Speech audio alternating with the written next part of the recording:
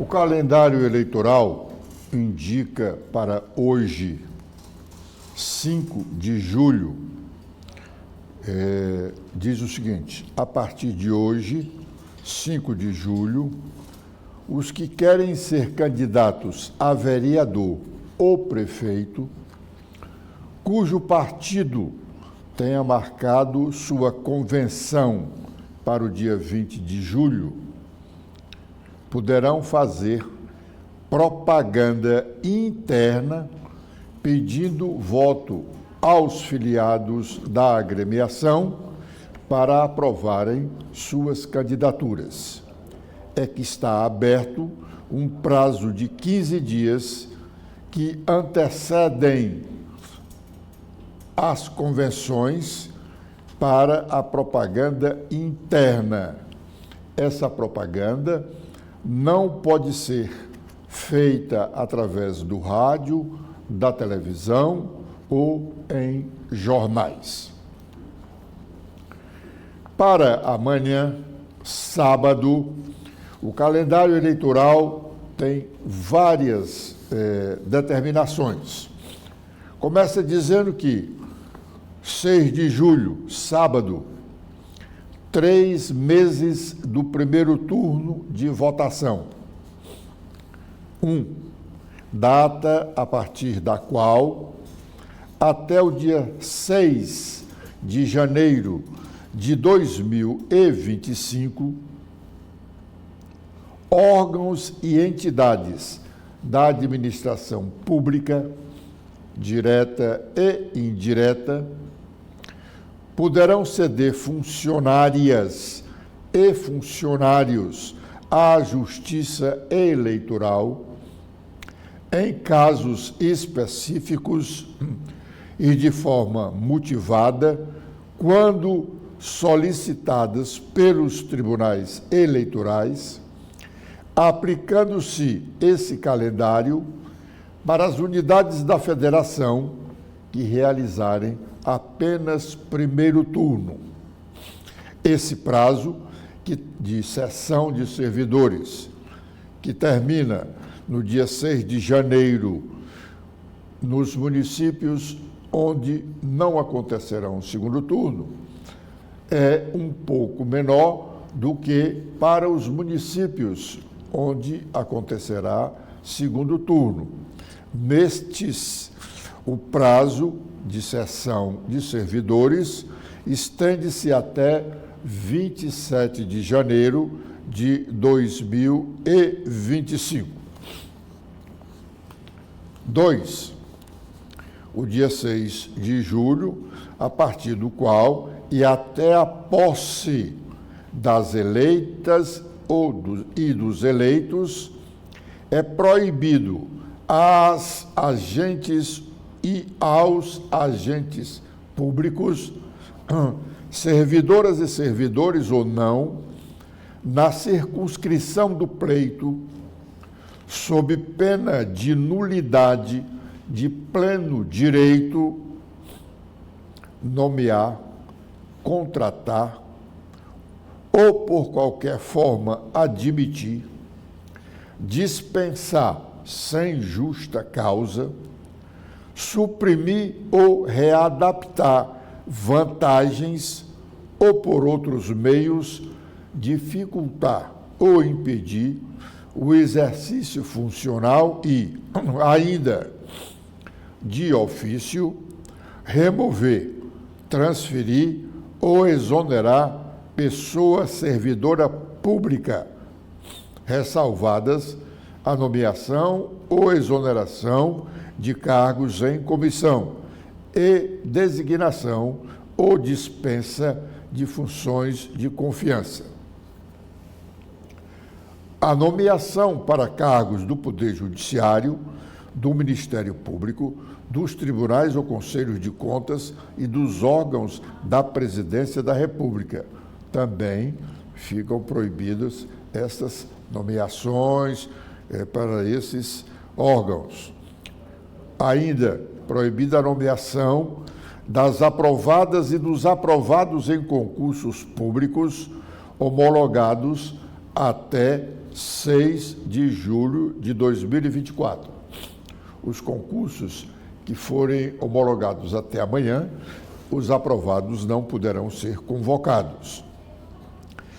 A nomeação ou contratação necessária à instalação ou ao funcionamento inadiável de serviços públicos essenciais, com prévia e expressa autorização do chefe do Executivo, exceção, e a transferência ou remoção de ofícios de militares, de policiais civis e de agentes penitenciários. Item 3 do calendário eleitoral para o dia 6 de julho, a partir de amanhã, data a partir da qual, até a realização das eleições, são proibidas às agentes e aos agentes públicos, servidoras e servidores ou não, realizar transferência voluntária de recursos da União aos estados e municípios e dos estados aos municípios, sob pena de nulidade absoluta, ressalvados os recursos destinados a cumprir obrigação formal preexistente para a execução de obra ou serviço em andamento e com cronograma prefixado, e os destinados a atender situações de emergência e de calamidade pública, objetiva e formalmente justificadas.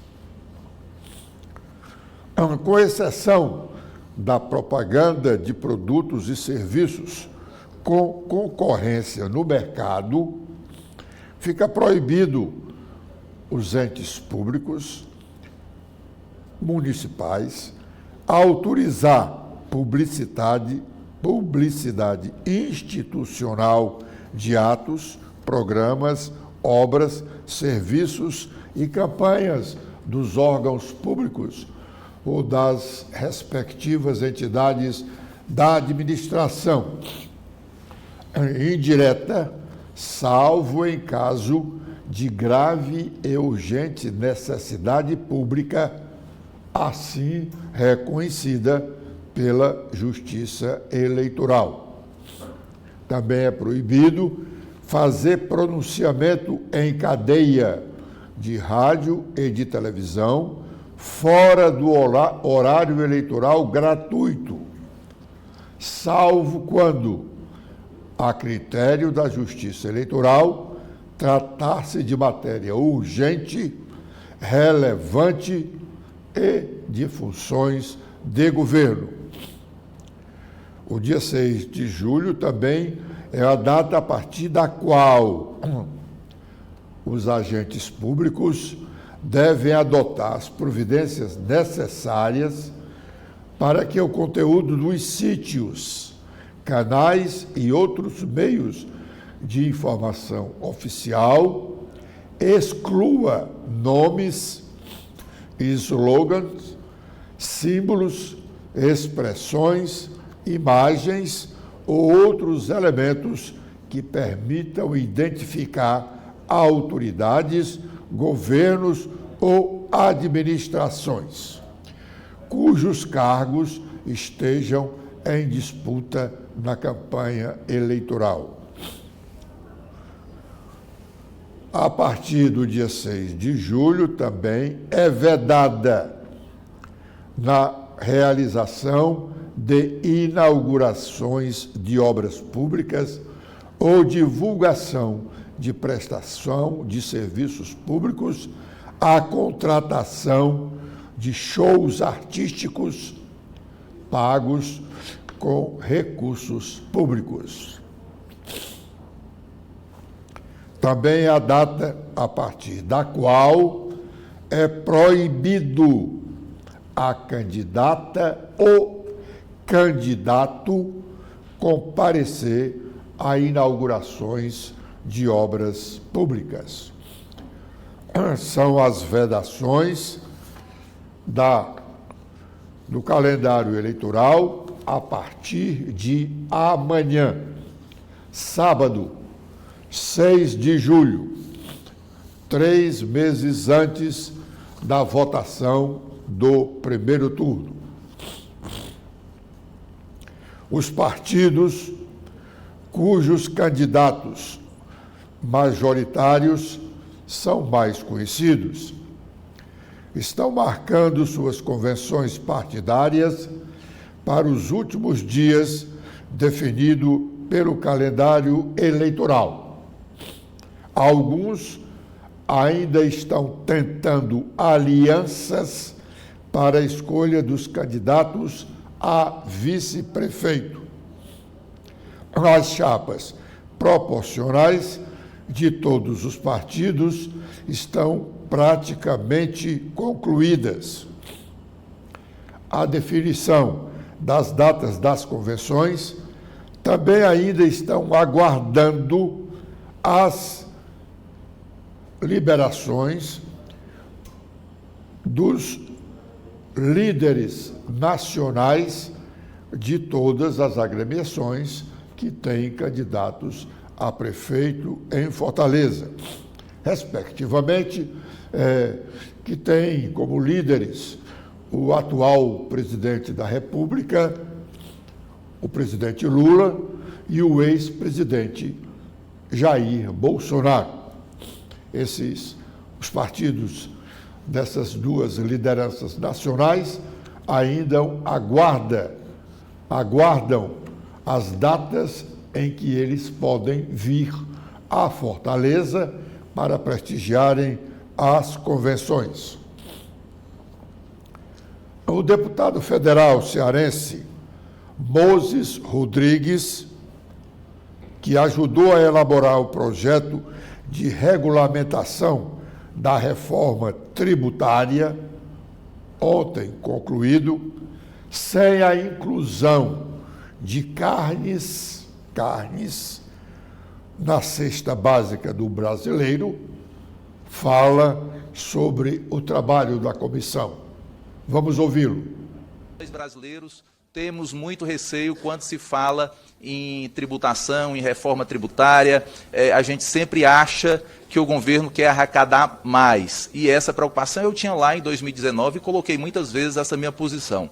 No entanto, na construção da emenda constitucional, né, e todos os debates que aconteceram de 2019 até a aprovação no ano passado, né, da emenda constitucional número 132, em 2023, nós construímos ali com o Congresso, e aqui exaltar o presidente Arthur e o presidente Pacheco, né, que assumiram a responsabilidade, depois aí de 35 anos de debate, né, assumiram essa responsabilidade de discutir e aprovar essa matéria que é tão importante para o Brasil, que é a reforma tributária. E dentro dessa discussão da emenda constitucional, no ano passado, a gente viu a garantia que foi criada para todo o setor produtivo, quando a gente trabalhou para que anualmente pudesse haver uma calibragem da alíquota, e isso de 2027 até 2032, o que garante que o país não pode arrecadar mais em percentual em referência ao PIB do que o que é arrecadado atualmente. Isso garante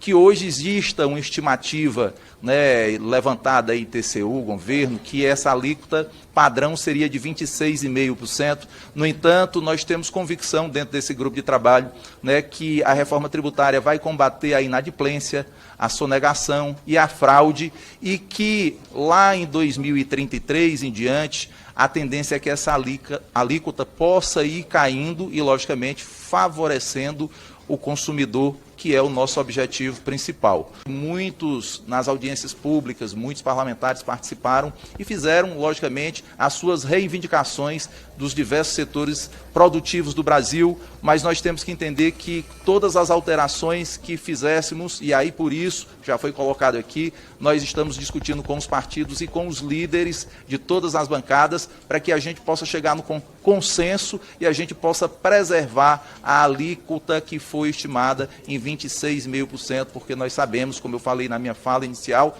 que existe uma grande preocupação com todos os brasileiros nessa questão de aumento de carga tributária, e nós preservamos essa neutralidade e estamos garantindo isso aqui no nosso substitutivo do projeto de lei complementar número 68.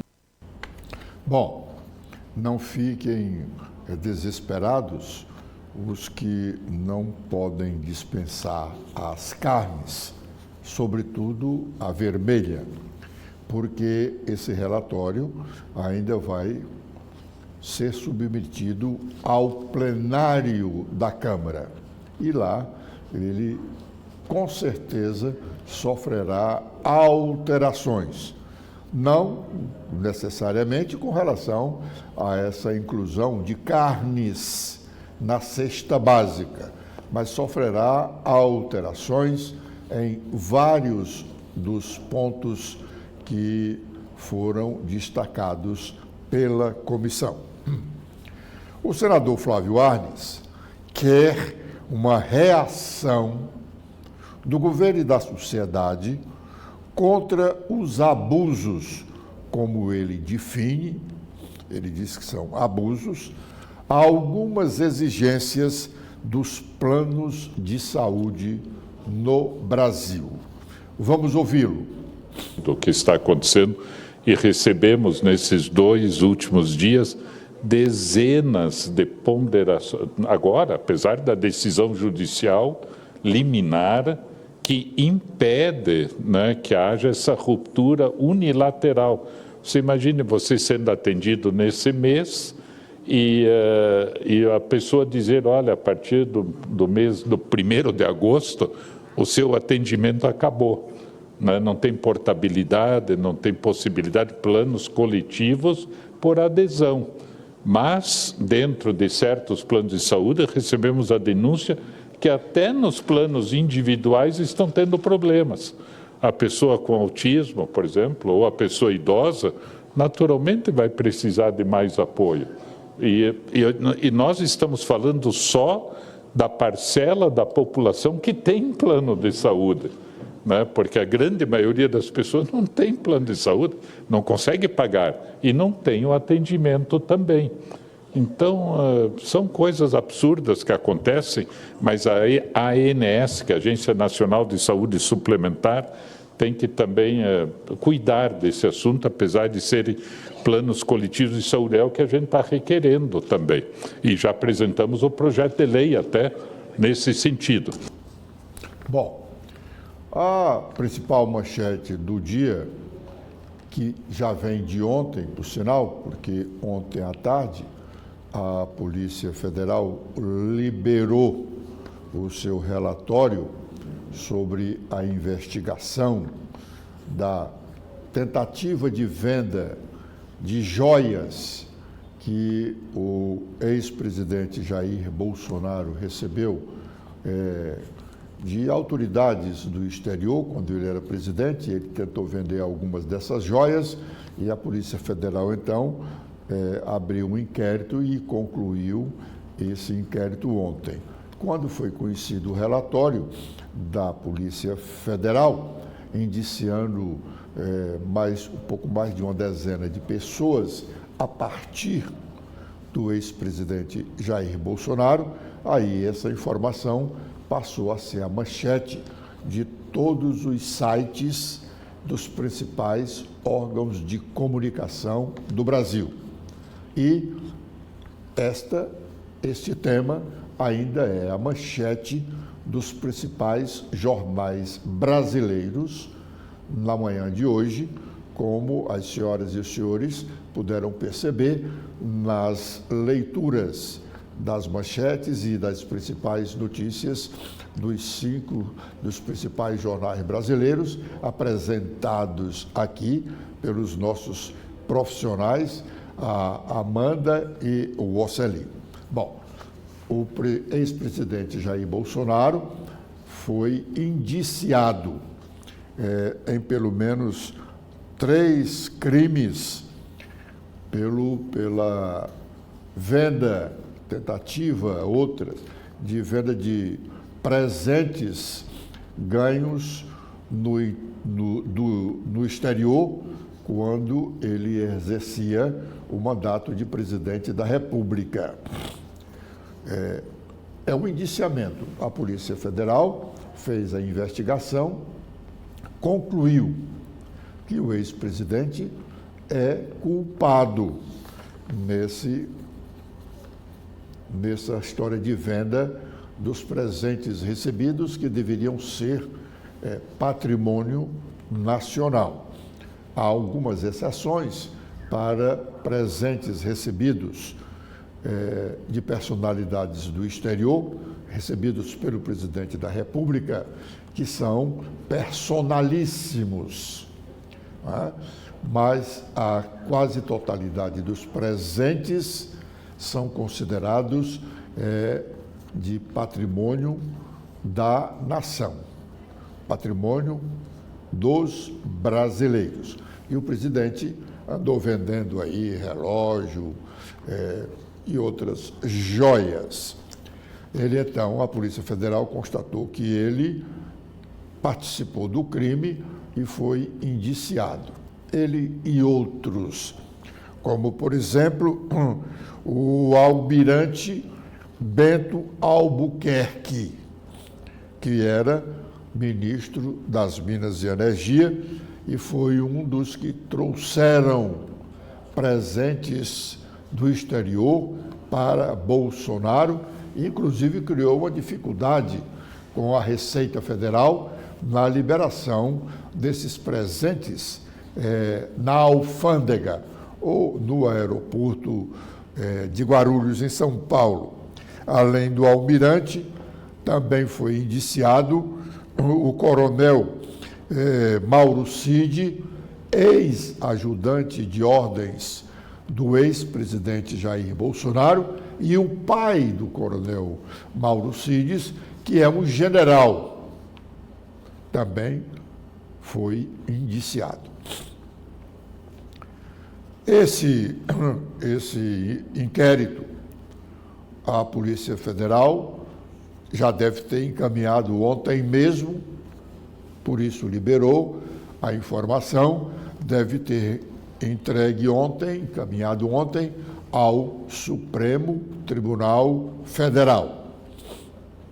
E o ministro relator, sem dúvida, encaminhará imediatamente ao Procurador-Geral da República, para ele decidir se denuncia ou não os indiciados pela Polícia Federal.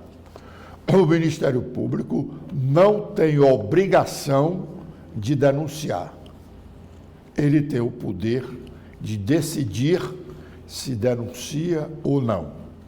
Se houver realmente indícios fortes de participação desses indiciados nos crimes relacionados, sem dúvida, a Procuradoria da República, o procurador, o subprocurador, outro procurador por ele indicado, fará a denúncia. E ainda tem outro porém. O Ministério Público Federal pode fazer a denúncia e o ministro relator pode entender que ela é inepta ou outra razão qualquer que apresente para não recebê-la. É difícil de isso acontecer. Naturalmente, o ministro, se o procurador denunciar, ele receberá a denúncia. E aí vai correr normalmente o processo com as partes indiciadas tendo o direito da ampla defesa. O fato em si é estarrecedor. Esses personagens estarem envolvidos nesses crimes. O fato é estarrecedor. Mas mais estarrecedor ainda é de termos um almirante, um integrante da Marinha Brasileira do seu mais alto nível, ter um general do Exército também da mais alta graduação na patente. O seu filho, coronel, quase próximo ao generalato, é envolvido nessa situação que está sendo apontada, mostrada à sociedade brasileira como falcatruas. Nunca,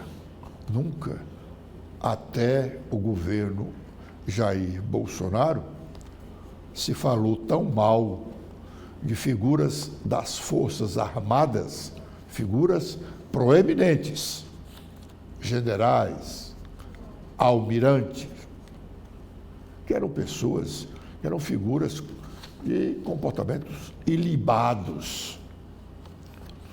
Isso é estarrecedor porque pode trazer um desencanto da sociedade para com as suas forças armadas, que sempre foram muito bem recebidas, aplaudidas, tanto a aeronáutica, marinha, exército, ou pela ordem, marinha, exército e aeronáutica, porque a marinha é a mais velha das armadas brasileiras.